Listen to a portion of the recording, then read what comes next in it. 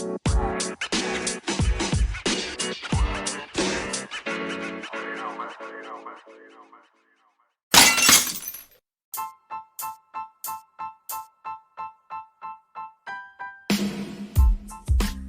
to Showing Your Go. It's your boy Roscoe Squeeze Off with. And your man Rich Blackman. All right, today we're going to talk about the different cities and the issues they're having with the, as they call it in the article, bike riding gang, dirt bike riding gangs. What you think about that, Rich?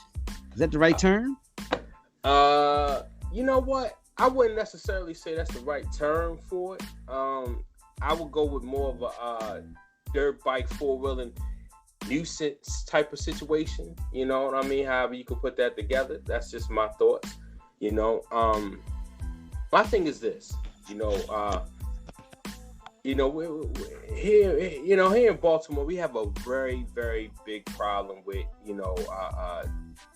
the youth riding the dirt bikes and the four-wheelers in the middle of the street and everything. And it's been that way for years. It's been that way for years, to the point that they even had it to where they had a dirt bike task force assigned to these, to the kids or whatever, to try to control the amount of riding and dirt bike death and everything that was going on. So it's been like that, I would say, at least for the last, I want to say 15 years at least. I say more than that. More than that? Yeah, it probably was, man. I can't, my memory ain't the greatest, I'm getting up there in age. But yeah, I know it's been around a very, very long time. It became a culture. It became a known culture for the city. And, my thing was, it was a big deal for the city, but they never ventured out, past the city, past Baltimore City, past downtown. Now they're starting to venture out into the different areas where I guess more upstanding taxpayers live and lounge and hang out and stuff like that. So now they're saying it's starting to be a huge problem. What are we going to do? What are we going to do? And that's my problem there. It's like, okay, you know what? It's a problem. It's a nuisance across the board. Why is it that when they dominate the streets in black neighborhoods, it's a problem, but what are we going to do about it? The police can't chase, they can't do this, it's not a big deal. But then when they start venturing off into the areas where white people hang out and party and live and stuff like that, then you have your various committees and congressmen and stuff stepping up saying this is a problem and something has to be done. I think that is truly, truly unfair. If it's a problem, it's a problem. Fix the problem across the board. Well, I don't know. I think it's a problem everywhere, because as I did a little research online, I'm looking here where we talk about New Haven, Connecticut, Springfield, Massachusetts, Albany, New York, all different parts of New York are suffering from the same problems. And they're like,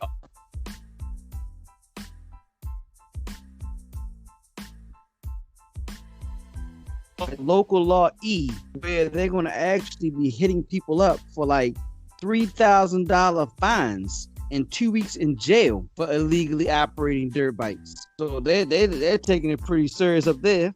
And I'm trying to see what Springfield has. Springfield, they have it starts at $1,000 for the fine, and then it goes as high as $2,000. They said the previous fine before they increased this year were $99.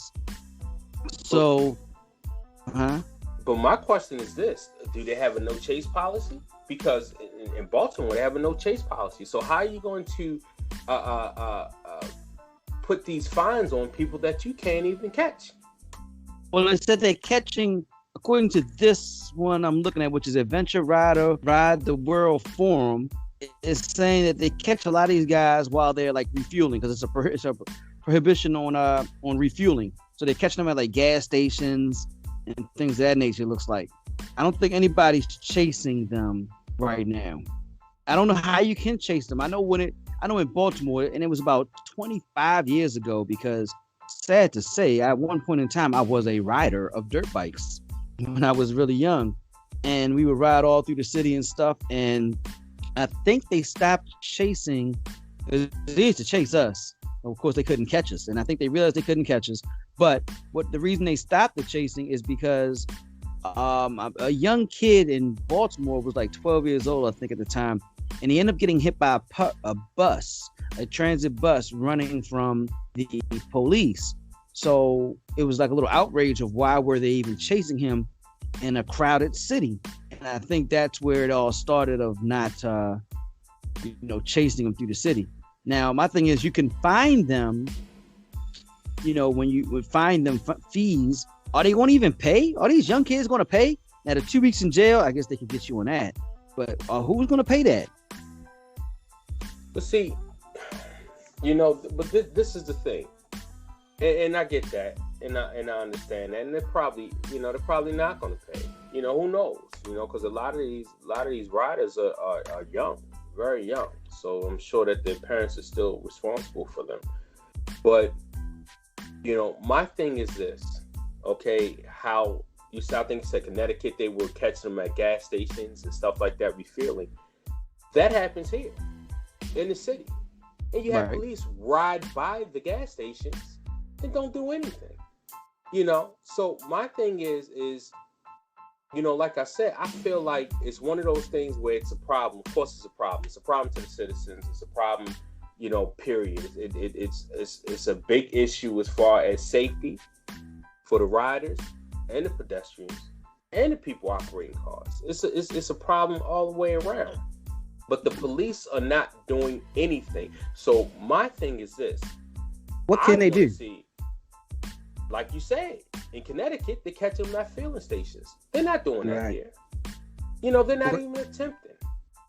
In order to do it, I think you'd have to have a task force unit just for them, because the average cop, and let's just use the city of Baltimore because we're here, it's one of the highest murder cities in America. It had 30 murders so far this month. You mean to tell me you want your cop to stop a guy on a dirt bike getting gas when there's murders going on? Listen, don't get me started on the murder rate in Baltimore, because at the end of the day, whether you have a cop stopping dirt bike riders at a gas station or out there trying to catch murderers, apparently neither one is working. So I mean, we're on course to do over 300 murders for the seventh year straight. Don't get me started on that. And then now, of course, I saw last night, a little off track, but I saw last night that they're wondering if they should fire the newly appointed commissioner because crime hasn't gone down. But I'm not even going to go into that, because that's a whole nother level of politics that for another show that I would love to get into, because hey, look, man. But anyway, but back to the whole thing. They had a task force, just for that, and it wasn't making any kind of progress. That's why they dismantled it. So my thing is, I'm interested to see what's going to happen now that it's really starting to affect. They're starting to disrupt, not affect, disrupt different neighborhoods where African Americans don't frequent, or where they don't live. Now they're disrupting other areas. So now I want to see what's really going to be done about the situation, because I guarantee you there'll be some changes made.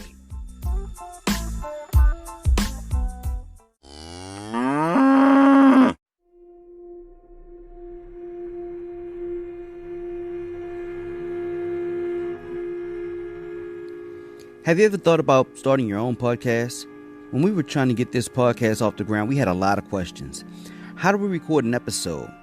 How do we get our show on all the apps that people will listen to? How do we make money off of our podcast? The answer to every one of these questions is really simple. Anchor.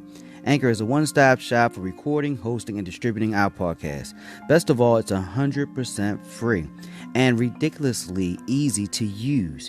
And now Anchor can match you with some great sponsors who want to advertise on your podcast. That means you can get paid to podcast right away. In fact, that's what I'm doing right now by reading you this ad. Anchor, we started almost about a year ago, and it's been a godsend. Like I said, it's a one-stop shop for everything. You don't have to have any experience, and it takes you where you want to be. So if you've always wanted to start your own podcast and make money by doing it, go to anchor.fm/start. That's anchor.fm/start. And join me and the diverse community of podcasters already using Anchor. That's anchor.fm/start. I can't wait to hear your podcast.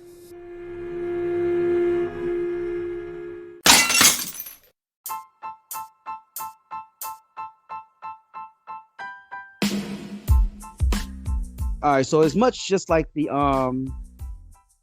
like with the murder rate is the same as with the biking as well, the dirt bikes. It's all about policy. So I'm looking around the policies online, and I'm seeing like in New Haven, Connecticut, they're actually going to charge people $100, or gas stations $100 if they allow ATVs or dirt bikes to fill up without being on an actual trailer. The only problem with that now, I think, is it's a good plan, but now you're going to have this so-called dirt bike gang culture, and you're going to tell a gas station attendant or owner or whatever to tell them, I can't serve you gas. Could that be a confrontational situation?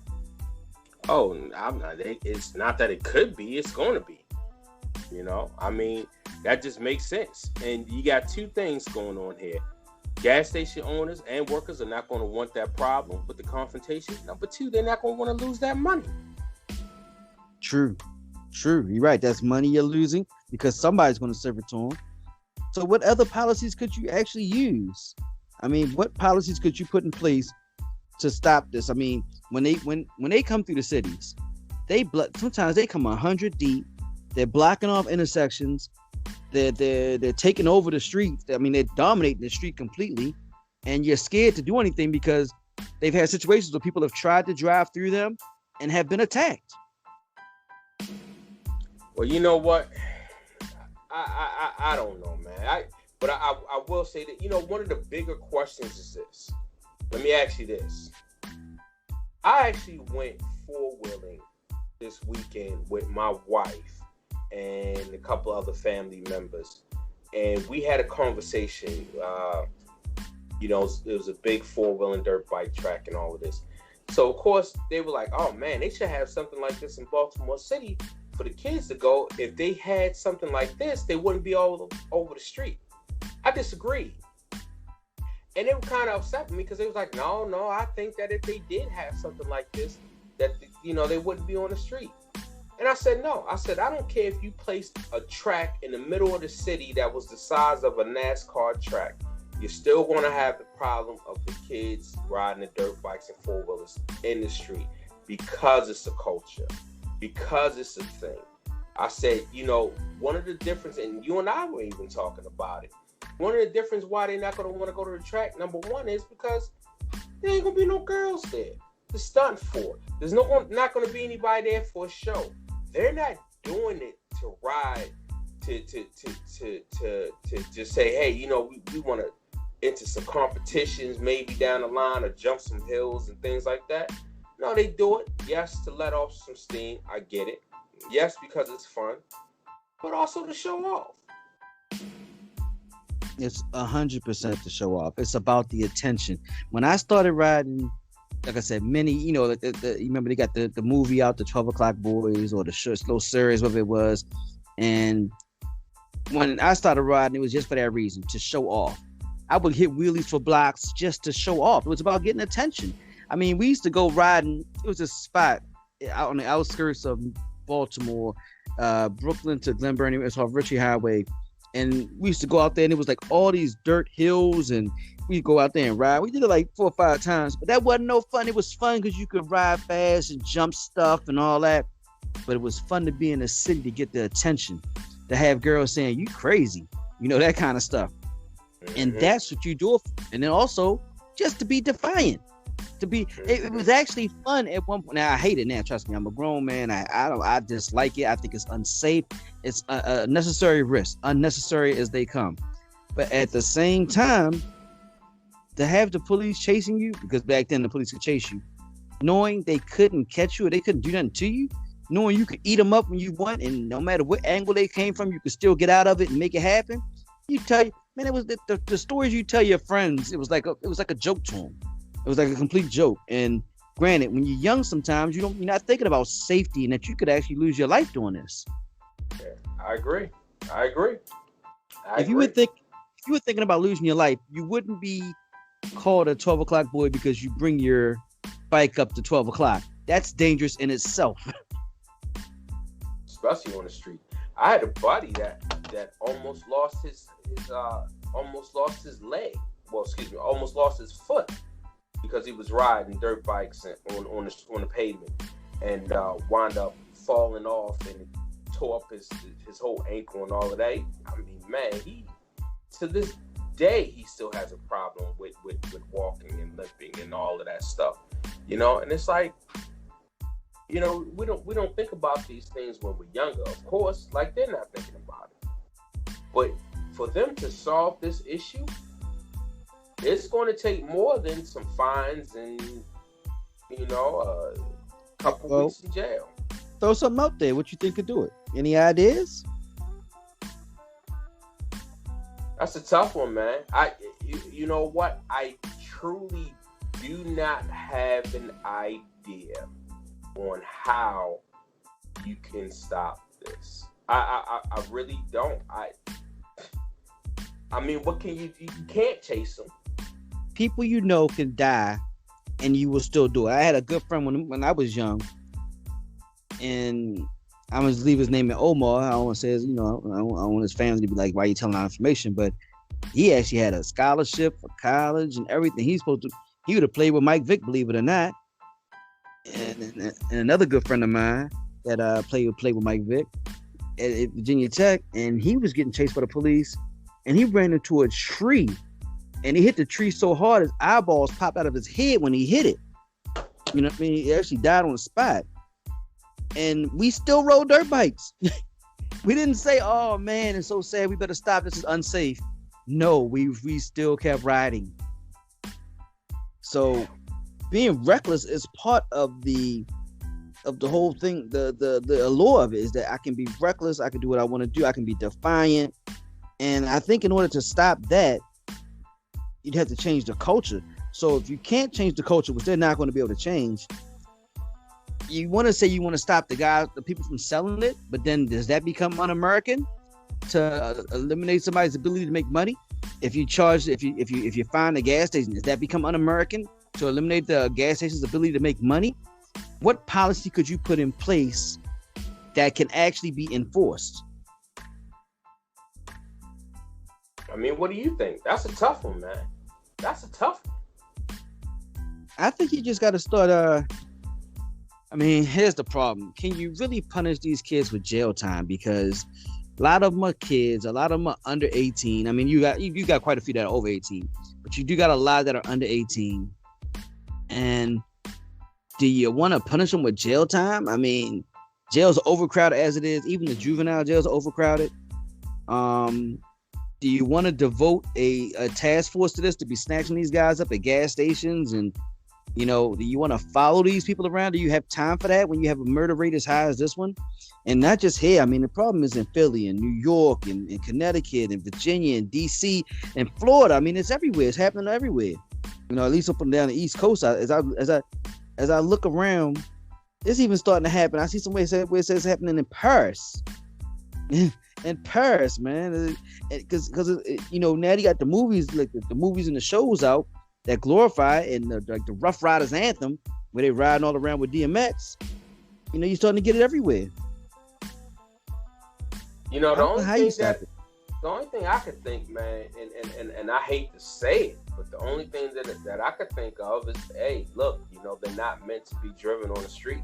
Assign a task force, roll up on them at the gas stations or wherever they park and seize the bikes. That's the only thing that I can think of. But if they try to pull off on you, what do? You can't. Do you believe we should chase them? I don't believe we should chase them. I think I think death on the street does more harm than good. Yeah, I don't believe you should chase them. I don't believe you can chase them. How can you do that?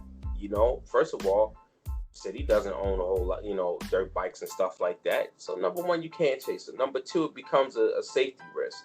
The amount of people that's on the road and everything like that. I mean, it's and I'm not gonna lie, these kids have skills.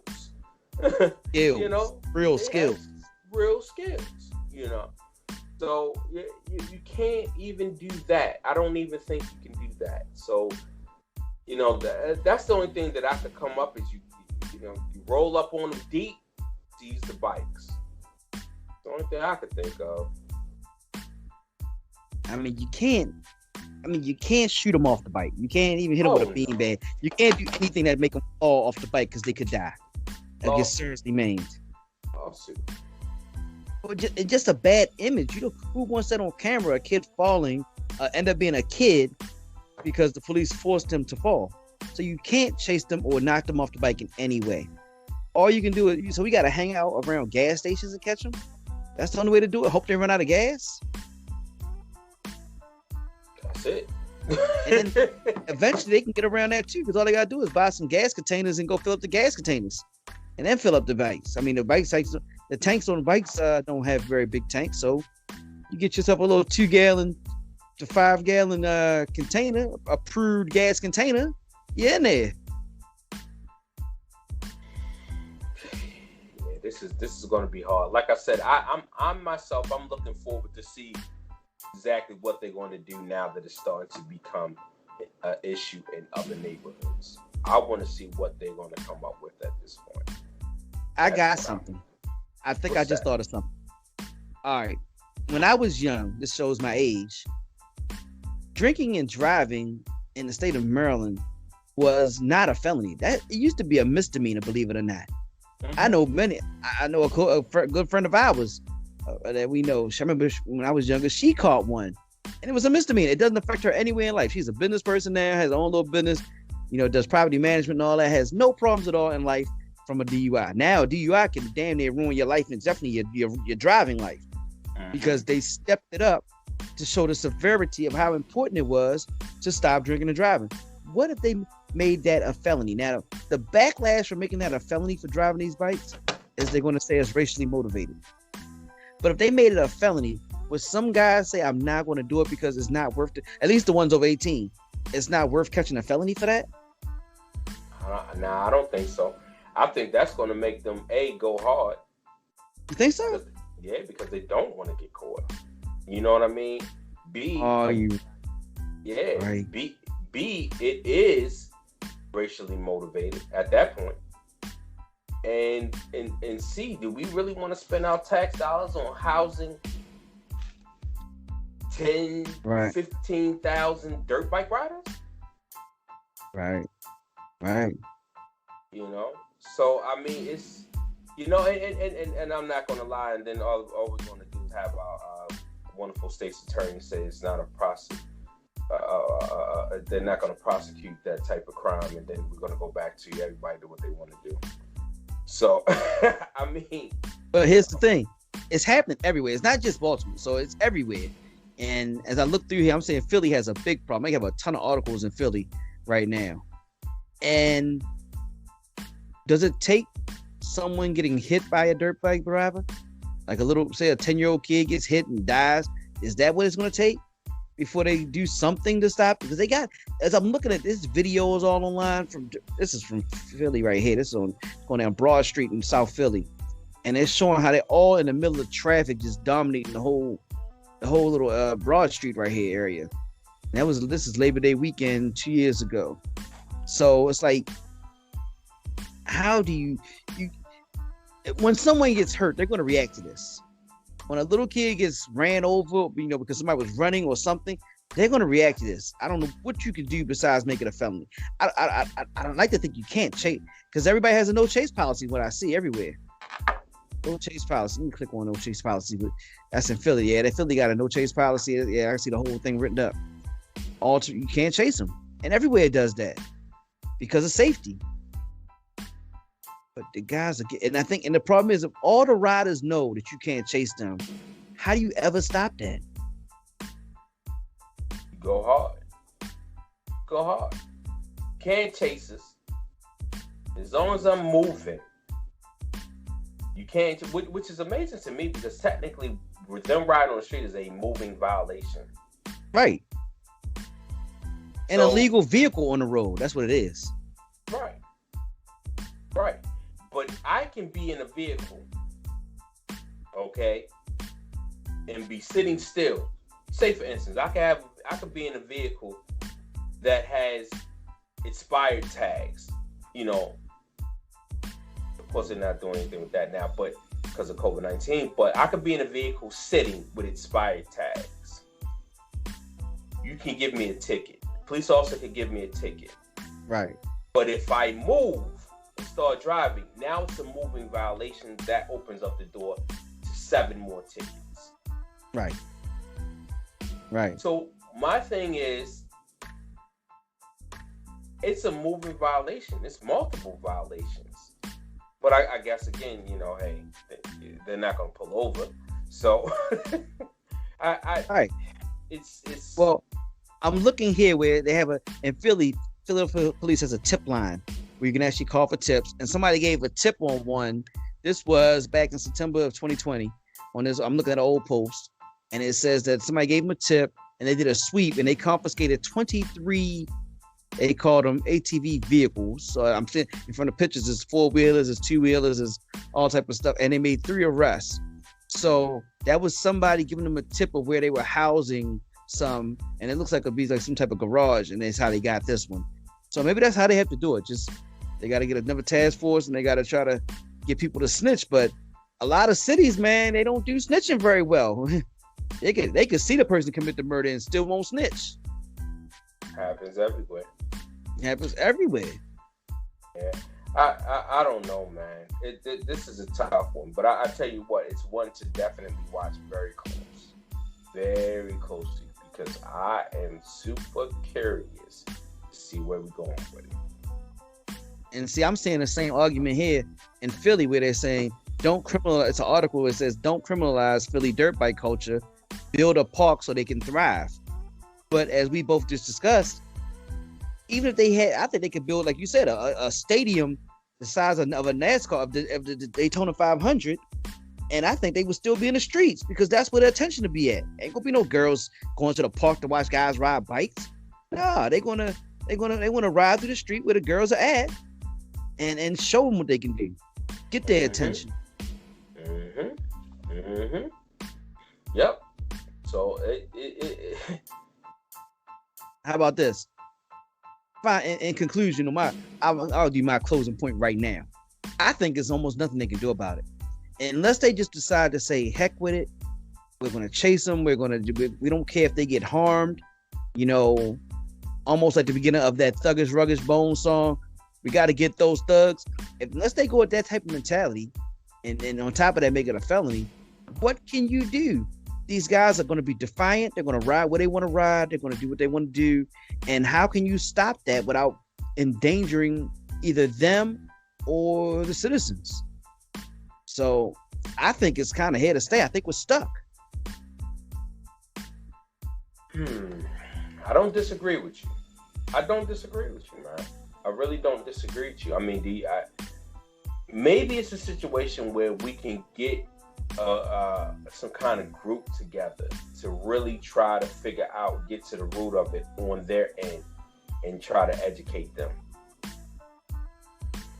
You know, educate the kids. Yeah, educate them on safety and what, you know, just different things, man.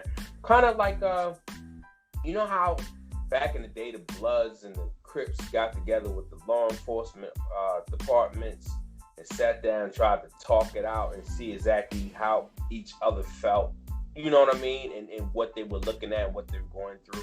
And I think for a good year, it kind of improved things a little bit. This was, of course, the 80s.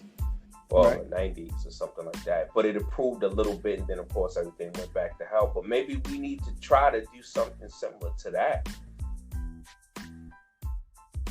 I mean, you could try that. I just looked online, and it's showing about the Cleveland City right now in Cleveland. They're building a big bike park right now, hoping it solves some of the issue. an Ohio motorcycle ATVs trail park. It's going to be free. So they're trying to hope that everybody will go there, but I don't think that's going to work either. I think people will go there. People will go there. Don't get me wrong. People will use that, but I think a lot of this culture just wants that attention. Yeah. You know what? That's something to watch. I'm gonna follow that story myself because I shit. It might actually be kind of more of a experiment. You know, so I'm gonna definitely watch that. I want to see where it goes. I don't think it'll work. I think you'll get a few in there that actually like the motorsport and want to be safe, but I don't think it's gonna work. Matter of fact, they built it already. This is an old article now that I look at it. It was a $2 million dirt bike track they built in Cleveland, Ohio. And it says something about ghetto. Let me click on it, like a video to it. It's a YouTube video from January 10th of 2017. And it was proposed in 2016.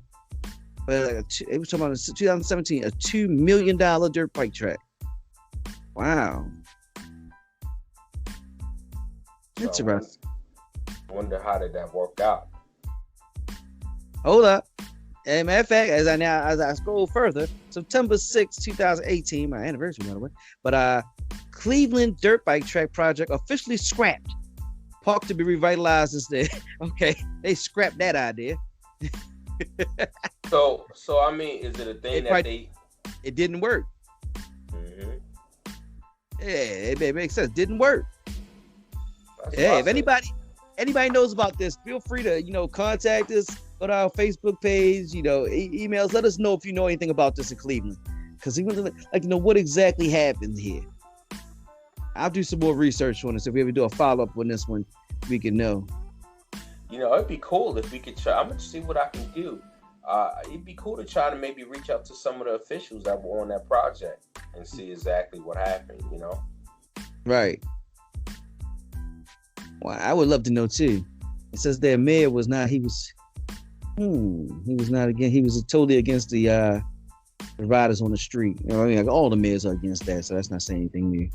But yeah, what you got? What you got in closing? Any final statements you got there?